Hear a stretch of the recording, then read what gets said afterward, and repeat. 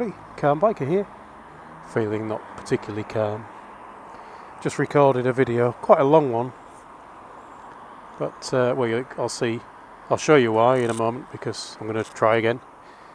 But, for the first time in a long time, I had the drift hiss of death, the beep, beep, beep. And I've just come over, changed memory cards, formatted, all that kind of stuff. Checked what's on the memory card and everything's gone. I'm gutted. So I had quite a few videos from the other day that I'd recorded, and a video from today, this long one. And I'd even caught a couple for random clippages that I thought would be good.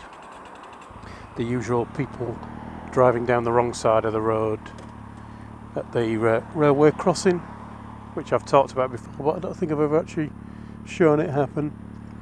And quite an interesting one with a cyclist. Somebody old enough to know better, probably about mid-50s, woman on a bicycle, who was at the left-hand side of the lane and just swerved right across the front of me into the right-hand side of the lane without looking. And the reason why was she was on her phone. Oh yes, cyclists can do it too. Anyway, so what was the video? It was, and this is weird because it was a video I've been tagged to do by Bex88, and if I recall correctly, she had her camera crash whilst recording it as well. Weird. The kiss of death that is the one boy, one girl, one boy, one bike, one girl. No, one boy, one girl, one bike. Tag questions thing. I'm assuming tag is like the game you played at school. We used to play TIG, but I believe it's called tag really. Take your it. Anyway, yeah, so I've been tagged to do this. There are 10 questions about me and my bike that I have to answer. And I'm going to do them in a few little bits because... Right, good, he saw me. Do a few little bits so that I can stop and check the questions each time, because I can't remember all the questions. Although, this one's going to be handy because of the lights. I don't have to pull over. Hooray! So, first question. First two questions, in fact. First one is, when did you start riding motorcycles? And the second one is, why? Now, with these questions, I have actually covered them in earlier videos, but I've got about 600 videos now, I think. So, clearly I have verbal diarrhea of the highest order. So, if I can find the ones where I answer the question in more detail, I shall link to them below. But I probably can't find them. And if I can't find them, I'm not going to ask you to try, so I shall answer the questions. So I started in 2013. Did my CBT in the summer. Basically I had a bit of time off work and was bored, and I thought, well, what shall I do? I'll do a CBT. Thought it'd be something fun. I've always liked to drive and what have you. I like that type of machine. I've had a few sports cars in my time, and I used to fly a light aircraft, and I gave up flying light aircraft when I changed house. I don't know if that's the right terminology, but we bought a new house and ended up with a mortgage that meant I couldn't really afford to fly and live in a house at the same time. So I gave up for a while with the flying, and then when I was getting ready to come back to it, once we paid the mortgage off, I got diabetes, and it was questionable whether I'd get through the medicals and all that kind of thing. So I got myself a nicer car instead, and the nicer car gave me loads of hassle. It was a Toyota GT86, which was supposed to be a super duper sports car according to Top Gear, and ended up just being a pain in the backside. So I, while that was all trying to get repaired and never managed to repair it, I thought, well, I'll try this CBT out. And I did. And I loved it. And I never looked back. So, let me just find somewhere where I can stop and check questions 3 and 4. Okay, next questions are, what was your first motorbike? How many have you ridden? And what's your dream bike? They're questions 3 and 4 somehow, but it seems like 3 questions to me. But anyway.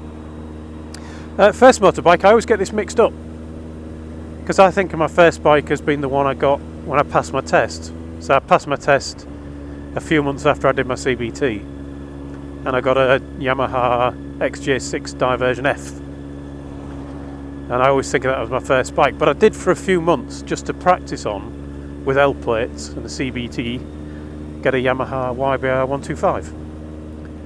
I've owned 4 bikes, so I've also got this one, the Kawasaki Z750R, and I've got a Kawasaki Z1000 SX Tourer. Dream bike, tricky. It depends whether it's a proper dream or picking a bike that actually exists. If it's a bike that actually exists, I struggle because there are so many, but I do like the look of the Kawasaki H2. I know it's one that divides opinion, but I do like the look of that one. I've had a sit on one, I've never ridden one, but I've had a sit on one, and it seems a comfortable bike as well, considering the shape of the thing. But if it was a dream bike, it would be my Z750R 1000SX, which would be a bike that has the fun and chuckability of this, with the practicality and power of my other bike. So I love both bikes, but there is always that compromise to be had, isn't there? This one is definitely an afternoon blast bike, whereas the other one is a week away bike.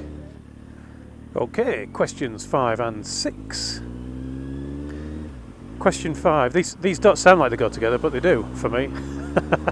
The question 5 is off-road or street, and the answer to that is definitely street, because of the answer to question 6. And question 6 is, have you ever had an accident? And yes, unfortunately I have. Now, I did not really drop the XJ6, but I lowered it gently to the ground. That I've explained before, where came to stop at a roundabout and we could hear an ambulance coming. I had Mrs. C on the back. Could hear an ambulance coming. So as I was lowering my left foot to hold the bike up, Mrs. C suddenly moved to start looking around for the ambulance before I got my foot down, and that made the bike tip, and I missed the ground and dropped the bike. But I didn't drop it, I kind of got my other foot, it went to the right, I got my right foot down and held onto it. I couldn't lift it back up, it had gone beyond that point, but I did manage to lower it, and that meant that essentially I put a tiny scratch on the mirror. I scuffed up the crash protector and I bent the pedal, and the damage wasn't enough to get anything repaired as such. I just bent the pedal back out and left the rest as it was. But my proper accident was last year. Mrs. C again, I'm sure she's trying to finish me off. She bought me an experience day for Christmas. It was a off-roading motocross type thing, and I went up what I thought was going to be a tabletop style thing with a flat top, up a steep hill up to a flat top, but it turned out it wasn't. It was just a sheer drop on the other side, and I only realised that because I was powering up the thing. I only realised it once my front wheel was in the air and my back wheel was just about to leave the ground as well at the top of this little cliff thing. So I ended up coming down on my head and shoulder, broke my collarbone into 6 pieces, got my new biggest scar and another load of metalwork to match the metalwork I've got in my other arm. So that was a bit of a pain, because it meant I missed most of summer riding last year. Ooh, good timing for reading questions 7 and 8. When did you start motovlogging? Well, not long after my test. So I think I did the test in it was September the 14th, I think, 2013, and I got my 600 bike the following weekend. And I got a camera not long after that, just to keep an eye on my riding, so that if anything happened I could kind of look back and see what I could have done to deal with it better. Something I think that is still worthwhile doing now. And then I was watching people like Roadcraft Nottingham and a few others while I was learning to ride, and I carried on watching, and then started watching Jim Payne and Skeggy Cruiser and a few others. And I thought that looks like fun, so I started doing it. And then, what motovlog channels do I subscribe to? Well, if I answer this one in full,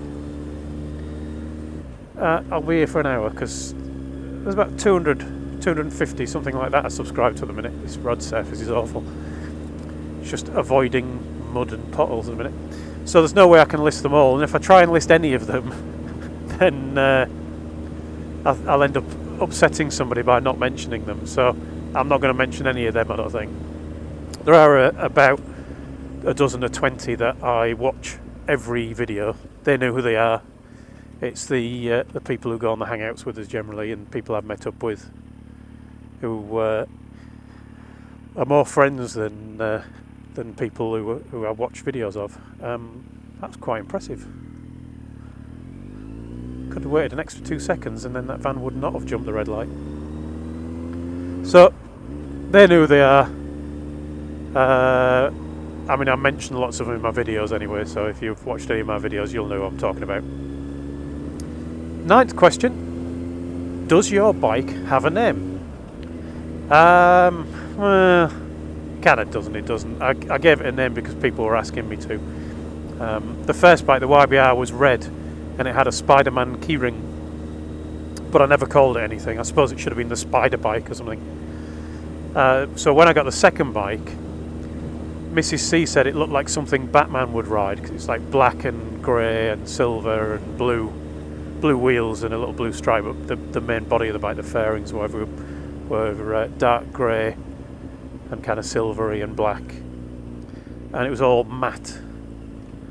And he said, oh, it looks like something Batman would ride, so we called it the Bat Bike, and I got a Batman keyring for that one. And then this one, I just basically carried on the theme of buying keyrings that were superhero based.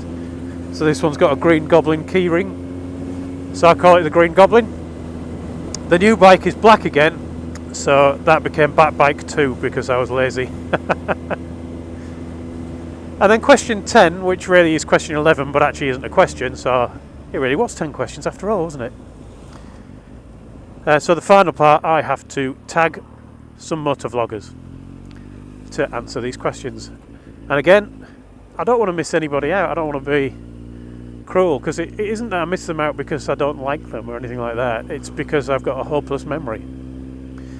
So what I'm going to do is I'm going to cheat, and I'm just going to tag the people who won a prize in my impression competition. One of those I don't think makes videos. I've had a check this morning just to make sure he hasn't started. That's Lloydie's Amble. So if you start making videos, Lloydie's Amble, then you are tagged. But otherwise, it's the other 4 winners, which were the overall winner, who's Kev, the infamous biker. The draw winner was Phil 480, and then the 2 winners for extra effort. It sounds like when you're at school, doesn't it? The 2 winners for extra effort, Hepcat Harley and Wyvern Biker, and I think Hepcat Harley might already have been tagged by Bex. So there you have it. Because Hepcat Harley might have been tagged twice, presumably that means he has to answer all the questions twice, and he's not allowed to copy and repeat the answers. In fact, there you go. I'm not tagging Hepcat Harley, I'm tagging Lord Hepcat. So thanks for watching, everyone. Ride safe. I got that finished just as it started raining. And I shall talk to you all again soon. Ta-da!